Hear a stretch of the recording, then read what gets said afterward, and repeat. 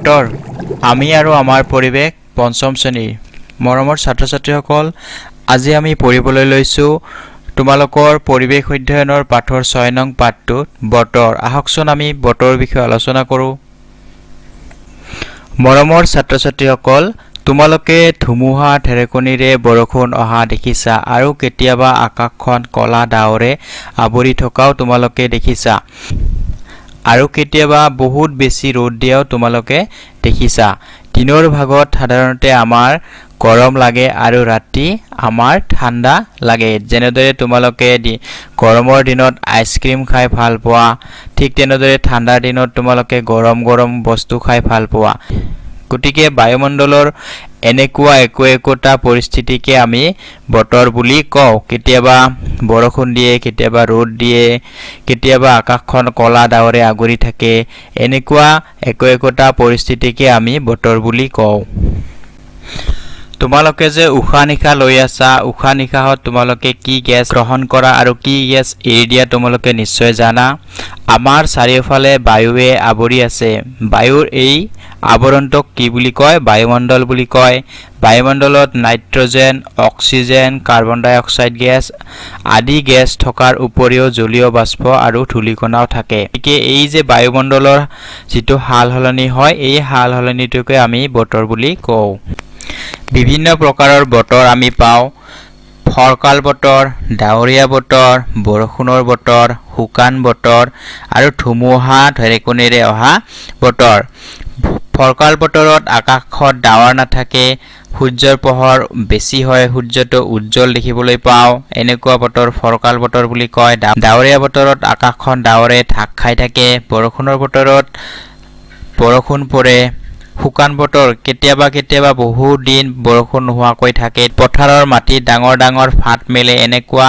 বতৰক শুকান বতৰ বুলি কয় আৰু কেতিয়াবা বতাহ বৰ বেগেৰে বলাৰ ফলত ঘৰ দুৱাৰ গছ-গছনি আদি ভাঙি পৰে যাক আমি ধুমুহা অহা বুলি কওঁ ধুমুহা আহিলে আকাশত বিজুলী ঢেৰেকণি মাৰে আৰু মেঘেও গাজে ছাত্ৰ ছাত্ৰীসকল তোমালোকে লক্ষ্য কৰিছা বতৰ সদায় একে নাথাকে তোমালোকে ইতিমধ্যে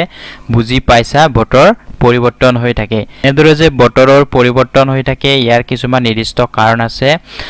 সেই কাৰণবোৰক বতৰৰ উপাদান বুলি কয় আৰু বতৰৰ উপাদানবিলাক হৈছে বায়ুমণ্ডলৰ উষ্ণতা বতাহৰ দিশ বেগ বৰষুণৰ পৰিমাণ মেঘৰ উপস্থিতি বায়ুত থকা জলীয় বাষ্পৰ পৰিমাণ আদি বতৰৰ হৈছে উপাদান এইবিলাক উপাদানৰ কম বেছি হলে বতৰৰ পৰিৱৰ্তন হয় বায়ুমণ্ডলৰ উষ্ণতা সাধাৰণতে আমাৰ গৰম বা ঠাণ্ডা এনেকুৱা এটা অৱস্থা বুজায় যেতিয়া বায়ুমণ্ডলৰ উষ্ণতা বেছি হ'ব তেতিয়া আমাৰ গৰম লাগিব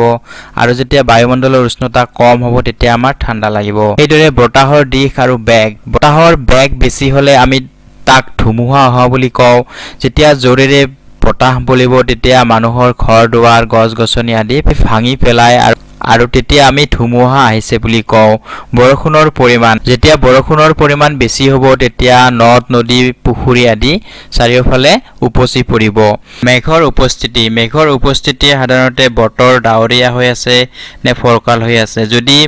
আকাশত মেঘৰ উপস্থিতি থাকে তেতিয়াহ'লে বতৰটো ডাৱৰীয়া হৈ থকা বুলি কওঁ ছাত্ৰ ছাত্ৰীসকল তোমালোকে আম লিচু কঁঠাল আদি খাই নিশ্চয় ভাল পোৱা কিন্তু এইবোৰ ফল আমি সদায় দেখিবলৈ নাপাওঁ সেইদৰে বিভিন্ন বতৰত বিভিন্ন ফল মূল শাক-পাচলি আমি দেখিবলৈ পাওঁ সেয়েহে বছৰৰ আটাইবোৰ বতৰৰ পৰিৱৰ্তনক ঋতু বোলা হয়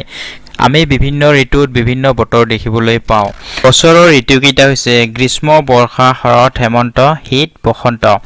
গ্ৰীষ্ম ঋতুত গৰম হয় এই সময়ত আম কঁঠাল আদি গছ ফলেৰে ভৰি পৰে বৰ্ষা ঋতুত বৰষুণ বেছি হয় ৰাস্তাঘাট পানীৰে উপচি পৰে শৰৎকালত শৰৎ ঋতু হয় বতৰ ফৰকাল আৰু মনোমোহা হয় হেমন্ত কালত হেমন্ত ঋতু হয় অলপ ঠাণ্ডাৰ অনুভৱ হয় ধাননি পথাৰ উপচি পৰে শীতকালত শীত ঋতু হয় শীতৰ প্ৰকোপ বেছি হয় বৰষুণ কম হোৱাৰ ফলত মাটি শুকাই যায় তেতিয়া আমি শাক-পাচলি বাৰীত আৰু ফুলনিত পানী দিওঁ এই সময়ত ডালিয়া নাৰ্জী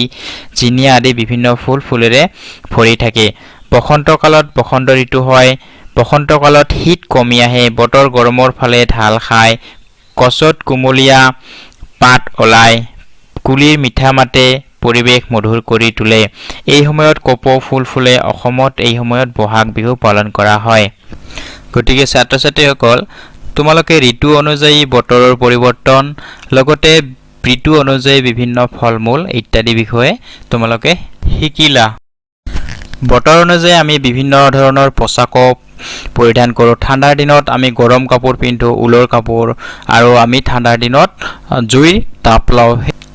ঠিক সেইদৰে গৰমৰ দিনত গৰমৰ পৰা হাত সাৰিবলৈ আমি বিচনীৰ বাহ লওঁ আৰু বিজুলী পাংখা চলাওঁ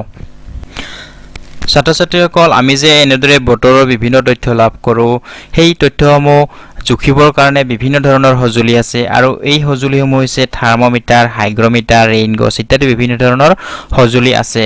থাৰ্মোমিটাৰ সহায়ত বায়ুৰ উষ্ণতা জোখা হয় আৰু হাইগ্ৰমিটাৰ সহায়ত বায়ুত থকা জলীয় বাষ্পৰ পৰিমাণ জোখা হয় আৰু ৰেইন গজ হৈছে বৰষুণৰ পৰিমাণ জোখা হয় ৰেইন গজৰ সময়ত কি জোখা হয় বৰষুণৰ পৰিমাণ জোখা হয় কোনো ঠাইৰ বতৰ সম্পৰ্কে জানিবলৈ হ'লে সেই ঠাইৰ বতাহৰ গতিবেগ আৰু বতাহৰ দিশ জনাটো প্ৰয়োজন বতাহৰ দিশ জুখিবলৈ বায়ু দিশ দৰ্শীসূচক নামৰ এবিধ সঁজুলি ব্যৱহাৰ কৰা হয় গতিকে আৰু এটা সঁজুলি পালো আমি বতাহৰ দিশ জুখিবৰ কাৰণে তোমালোকে চিত্ৰত দেখিছা দিশ দৰ্শীসূচক এটা সঁজুলি ব্যৱহাৰ কৰা হয় গতিকে ছাত্ৰ ছাত্ৰীসকল আজিৰ এই পাঠটোৰ পৰা তোমালোকে বিভিন্ন কথা শিকিব পাৰিছা তোমালোকে ঘৰত পাঠটো অধ্যয়ন কৰিবা আশা কৰোঁ তোমালোকে এই পাঠটোৰ পৰা উপকৃত হৈছা আজিলৈ ইমানেই অহা ভিডিঅ'ত মই তোমালোকৰ বাবে এটা নতুন পাঠ লৈ আহিম